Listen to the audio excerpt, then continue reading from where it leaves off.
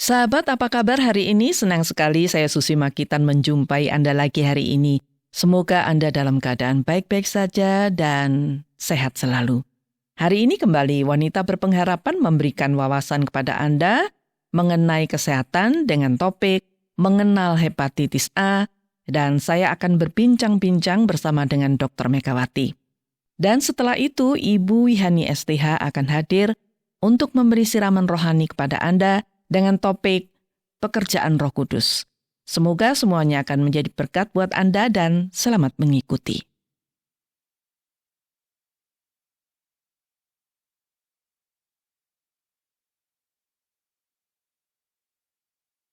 Saudara, kita tahu penyakit hepatitis adalah penyakit menular yang perlu kita waspadai. Kita tahu ada hepatitis A, ada B, dan juga C. Nah, hari ini kita akan mengenal hepatitis A. Kita akan berbincang-bincang dengan Dr. Megawati mengenai hepatitis A. Semoga bermanfaat bagi Anda dan juga keluarga. Dan Dr. Megawati sudah bersama saya ini. Apa kabar, Dok, hari ini? Baik-baik saja, Bu Susi. Baik ya, selalu baik ya, Dok, dan sehat.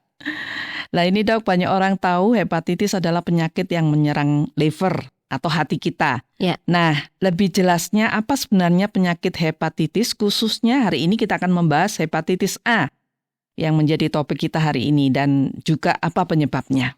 Ya, namanya aja hepatitis ya. Kalau ada kata itis belakang itu namanya radang. Oh, radang ya, itis kalau ya. Hepa itu jadi hepar. Hepar itu adalah hati ya. Jadi radang pada hati atau infeksi hati yang disebabkan oleh virus. Hepatitis A.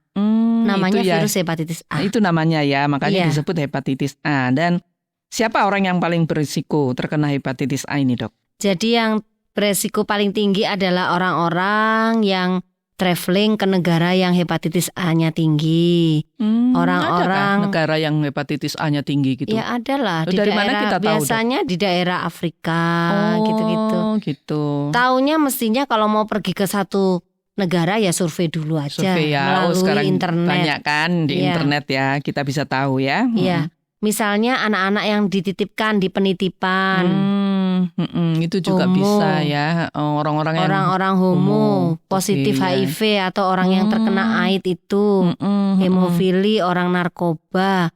Nah, biasanya tapi hepatitis A ini yang paling berisiko adalah anak-anak yang suka jajan sembarangan. Jadi dari makanan ini ya. Iya. Virusnya dari makanan itu ya. Kemudian tanda-tanda hepatitis A ini apa saja, Dok? Biasanya ada kelelahan, mual, muntah, nyeri perut bagian kanan atas, hilang nafsu makan, ya.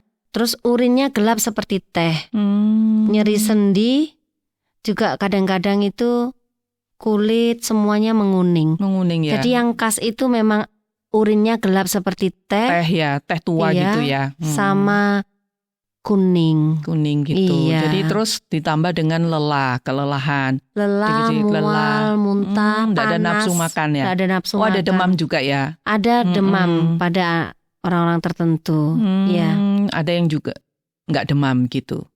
Kadang-kadang ada yang nggak demam, nggak kelihatan, cuma tahu-tahu kuning. Tapi semua orang yang kena hepatitis A ini pasti kelelahan gitu ya. Pasti sama mual, muntah. Dan urinnya gelap ya, kayak gitu. Itu tanda-tandanya ya. Ada yang disertai panas, ada yang enggak. Lalu penularannya bagaimana, Dok? Jadi khusus untuk hepatitis A ini melalui makanan atau air yang terkontaminasi tinjanya penderita hepatitis A. Mengerikan ya. Iya. Itu ya, Dok ya. Jadi makanya kenapa ini seringkali menyerang anak-anak, anak-anak yang suka jajan. Misalnya ini ya, pekerjanya atau yang jualan ini kurang bersih. Dia kena hepatitis A misalnya. Terus dia nggak cuci tangan sebelumnya. Nah, itu menularkan virus. Oh, gitu. Jadi setelah dari toilet nggak cuci tangan. Jadi gitu ya. Khusus hepatitis A ini penularan terbanyak itu melalui makanan minuman ya, yang terkontaminasi dengan virus itu ya, Dok ya. Gitu ya penularannya ya. Lalu pengobatannya bagaimana? Sebenarnya pengobatannya itu secara khusus tidak ada. Tidak Biasanya ada. Jadi virusnya bisa hilang istirahat. sendiri? Virus bisa mati sendiri. Mati sendiri? Iya. Oh begitu. Jadi biasanya hanya diberi obat untuk mengurangi tanda dan gejalanya, Bu Susi. Misalnya kan dia mual. Mual, nggak punya nafsu makan. Dikasih gitu ya. mual, kasih obat mual, anti mual. Nggak punya nafsu makan, dikasih vitamin, istirahat. Biasanya hati itu bisa pulih lagi. Pulih lagi gitu ya. Kalau hepatitis A ini paling ringan di antara B atau C. Oh, dia paling ringan ya, jadi bisa dan pulih paling kembali sembuh, paling bisa sembuh total. Itu hepatitis A. Hepatitis 95% itu sembuh total, bukan kronis. Oh iya. Jadi hepatitis A bisa sembuh total ya, Dok ya? Iya. Ini memerlukan waktu berapa lama sampai virusnya itu mati atau dia nggak ada lagi dalam tubuh gitu? Biasanya sih kalau namanya harus sembuh itu di bawah 2 bulan harus sembuh. Kalau lebih dari 6 bulan masih sakit itu berarti sudah kronis. Jadi kan gitu ada ya. sebagian besar yang kronis. Tapi kalau hepatitis A ini hampir 95-98% tuh sembuh. Sembuh ya. Sembuh. Asal dia istirahat dengan baik, lalu menjaga makanan tadi itu ya. Jadi dia bisa sembuh total. Iya. Nah, untuk mencegahnya bagaimana? Khususnya ini anak-anak, bagaimana kita bisa mencegah mereka jajan atau Yang pertama mungkin kalau jajan, edukasi ya. Kalau jajan mungkin kita belum bisa mencegah. Yang pertama itu pencegahannya adalah vaksin. Oh, ada vaksin Vaksinasi ya. hepatitis betul. A. Oh. Hanya hepatitis A itu vaksinnya tidak gratis, tidak ada di puskesmas. Ya, relatif ya. Mahal atau tidak itu relatif. Tapi ya di atas 100.000 maksudnya. Oh, begitu. Dan harus 3 kali. Karena hepatitis A ini tidak terlalu berbahaya. Jadi oleh negara mungkin tidak disediakan. Oh, makanya begitu. yang ada itu hepatitis B. Kalau yang ada di puskesmas itu. Jadi untuk apa? Hepatitis A ya peserta BPJS tidak bisa vaksin. Tidak bisa. Harus bayar sendiri ya. Iya. Vaksin. Nah, setelah itu juga mesti harus jaga kebersihan. Bagaimana caranya? Biasanya pemerintah itu memberi ini ya, kursus ataupun edukasi kepada para orang penjual. Tua. Penjual makanan. Justru penjual makanan ya. Orang tua kan nggak di sekolah. Iya, jadi betul, orang tua misalnya melarang anaknya beli pun iya nggak bisa. Kalau sudah di sekolah ya orang tua nggak bisa ngawasi ya, anaknya tetap beli aja. Jadi biasanya ada edukasi dari Dinas Kesehatan untuk para penjual makanan supaya mereka bisa menjaga kebersihan. Dan kalau sakit lebih baik tidak jualan dulu. Seperti itu. Seperti itu ya. Bahaya sekali. Jadi mencegahnya ya harus hati-hati dengan makanan ya, jangan sembarangan beli. Kemudian orang yang menjual tuh harus edukasi dan ya pasti kalau imunitas kita, tubuh kita itu baik kan ya bisa menolong ya, Dok ya. Tidak gampang kena virus ya, Dok ya. Iya. Kalau vaksin tadi itu berapa kali? 1 kali aja? 3 kali. Oh, 3 kali juga. Seperti vaksin hepatitis B. 3 itu kali. Anak-anak umur berapa sudah bisa diberi? Sebenarnya di atas 1 tahun, 2 tahun udah bisa diberi. Tapi kita biasanya lihat kalau anak-anak masih di dalam pengawasan ibu, itu kan nggak mungkin jajan. Nggak ada tuh anak umur 2-3 tahun jajan sendiri. Beli siomay, beli tempura kan nggak ada, beli cilok nggak ada. Jadi anak-anak yang sudah SD. Nah biasanya gitu ya. kita 5 tahun atau 6 betul. tahun itu baru divaksin. Iya betul. Iya betul. Baik, Dok, terima kasih banyak untuk wawasannya mengenai hepatitis A. Semoga ini bermanfaat bagi pendengar yang saat ini bersama-sama mendengarkan kita. Terima kasih banyak. Sampai jumpa di program berikutnya, Dok ya. Iya.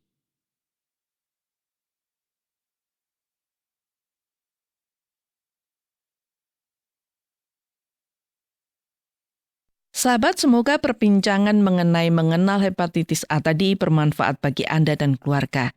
Dan tetaplah bersama Wanita Berpengharapan karena sesaat lagi Ibu Wihani STH akan memberikan siraman rohani untuk Anda. Tetapi sebelum itu, saya mengajak Anda mendengarkan sebuah lagu pujian berikut ini. Selamat mendengarkan dan semoga sahabat terhibur.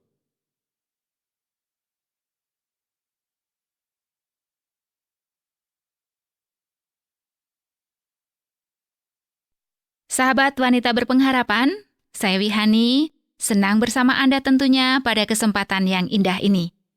Saya yakin pengetahuan tentang kesehatan jasmani, khususnya tentang mengenal hepatitis A, yang dibawakan oleh Ibu Susi dan Dr. Megawati tadi sangat bermanfaat bagi kita semua. Nah, sekarang jiwa kita pun membutuhkan kesehatan tentunya. Kali ini saya akan membagikan renungan buat kita semua dengan topik pekerjaan Roh Kudus. Sahabat, satu hari Tuhan Yesus berkata kepada murid-muridnya begini, "Jika seorang mengasihi aku, ia akan menuruti firman-Ku dan Bapa-Ku akan mengasihi dia, dan kami akan datang kepadanya dan diam bersama-sama dengan dia. Barang siapa tidak mengasihi aku, ia tidak menuruti firman-Ku. Dan firman yang kamu dengar itu bukanlah daripadaku, melainkan dari Bapa yang mengutus aku. Semua itu kukatakan kepadamu selagi aku berada bersama-sama dengan kamu. Tetapi penghibur, yaitu Roh Kudus yang akan diutus oleh Bapa dalam namaku, dialah yang akan mengajarkan segala sesuatu kepadamu dan akan mengingatkan kamu akan semua yang telah kukatakan kepadamu." Perkataan Tuhan Yesus ini terdapat di dalam Injil Yohanes, pasal yang ke-14, ayat yang ke-23 sampai ayat yang ke-26. Nah, sahabat, perkataan itu dikatakan Yesus ketika ia masih bersama para muridnya, dan ia juga meyakinkan para muridnya bahwa walaupun ia tidak bersama-sama mereka, akan ada Roh Kudus yang akan mengajarkan segala sesuatu dan mengingatkan semua yang telah dikatakan Yesus kepada para muridnya. Ketika Tuhan Yesus bersama-sama para muridnya, Yesuslah yang mengajar segala sesuatu dan mengingatkan semua yang dikatakan dan diajarkan Yesus. Dengan sabar, Tuhan Yesus mengajar dan selalu mengingatkan akan ajaran yang sudah disampaikan oleh Tuhan Yesus sendiri maupun oleh Bapanya. Tuhan Yesus ingin semua muridnya mengerti dan ingat semua ajaran Yesus, agar para murid dipimpin oleh kebenaran dan menyaksikan kebenaran itu sendiri. Tuhan Yesus tahu bahwa secara fisik dia tidak akan terus bersama-sama dengan muridnya. Karena itu, ia harus menunaikan tugas penting dari Bapanya sebelum ia naik ke surga dan diam bersama-sama Bapanya lagi. Tuhan Yesus ingin para muridnya memegang kuat ajaran yang telah diajarkannya, agar mereka tidak bimbang dan ragu, dan beralih kepada ajaran yang lain yang menyesatkan. Jadi, Allah Bapa mengutus Roh Kudus dengan tugas mengajarkan semua perintah Tuhan dan mengingatkan semua akan apa yang sudah diajarkan. Tugas Roh Kudus ini teramat penting bagi umat manusia, khususnya untuk orang percaya. Karena tanpa Roh Kudus, manusia tidak akan tahu dan tidak akan mengerti ajaran Tuhan. Dan manusia bisa saja lupa akan ajaran kebenaran yang pernah didengarnya. Bila manusia tidak memiliki ajaran tentang kebenaran, maka hidupnya akan tersesat. Artinya, di dalam diri manusia tidak akan ada kebenaran. Bila hidup manusia tidak memiliki kebenaran, maka ia akan berada di jalan yang salah. Nah, apakah sahabat pernah merasa bingung, bimbang, dan tidak tahu apa yang harus dilakukan ketika menghadapi masalah hidup? Apakah sahabat sering merasa diombang-ambingkan oleh berbagai pengajaran, sehingga tidak bisa mengambil keputusan yang benar? Apakah sahabat juga tidak tahu mana jalan yang salah dan mana jalan yang benar? Banyak orang mengalami hal seperti itu. Setiap kali akan mengambil keputusan atau melakukan hal yang penting dalam hidup ini, tetapi mereka tidak tahu harus mengambil jalan yang mana atau keputusan yang mana. Bila Anda mengalami hal itu, maka Anda membutuhkan Roh Kudus dari Tuhan. Bila Anda memiliki Roh Kudus, Anda akan diajar tentang kebenaran dan terus diingatkan tentang hal-hal yang benar. Lalu bagaimana Anda bisa memperoleh Roh Kudus? Apakah Tuhan akan memberikannya untuk Anda? Ya, tentu. Tuhan akan memberikan Roh Kudus untuk Anda bila Anda percaya kepada Tuhan Yesus. Bila Anda beriman kepada Tuhan Yesus, secara otomatis Roh Kudus akan diberikan kepada Anda. Oleh sebab itu, percayalah kepada Yesus. Percayalah bahwa Yesus adalah Juru Selamat Anda dan Tuhan Anda. Percayalah bahwa Tuhan Yesus mengasihi Anda dan ingin Anda memiliki hidup yang kekal. Percayalah bahwa Tuhan ingin Anda hidup pada jalan yang benar. Bila Anda sudah yakin dan percaya kepada Tuhan Yesus, maka Anda akan dibimbing oleh Roh Kudus untuk mengetahui dan mengerti kebenaran. Bila Anda selama ini sudah percaya kepada Tuhan Yesus, tetapi merasa bahwa Anda tidak pernah tahu tentang ajaran kebenaran, berdoalah kepada Tuhan Yesus. Dan katakanlah sekali lagi bahwa Anda percaya kepadanya. Dan katakanlah bahwa Anda juga ingin diajar dan dibimbing kepada kebenaran. Setelah Anda percaya kepada Tuhan Yesus, maka cobalah perhatikan hidup Anda sendiri. Apakah Anda selalu dipimpin oleh kebenaran yang diajarkan Yesus? Roh Kudus memiliki pekerjaan yang penting bagi hidup Anda. Saya akan membacakan sekali lagi ucapan Yesus kepada para murid agar Anda sungguh yakin bahwa Anda memiliki Roh Kudus. Yesus mengatakan, "Jika seorang mengasihi Aku, ia akan menuruti firman-Ku dan Bapa-Ku akan mengasihi dia, dan Kami akan datang kepadanya dan diam bersama-sama dengan dia. Barang siapa tidak mengasihi Aku, ia tidak menuruti firman-Ku. Dan firman yang kamu dengar itu bukanlah daripadaku, melainkan dari Bapa yang mengutus Aku. Semua itu kukatakan kepadamu selagi Aku berada bersama-sama dengan kamu. Tetapi penghibur, yaitu Roh Kudus yang akan diutus oleh Bapa dalam namaku, Dialah yang akan mengajarkan segala sesuatu kepadamu dan akan mengingatkan kamu akan semua yang telah kukatakan kepadamu." Yohanes pasal yang ke-14, ayat yang ke-23 sampai ayat yang ke-26. Tuhan Yesus memberkati Anda. Amin.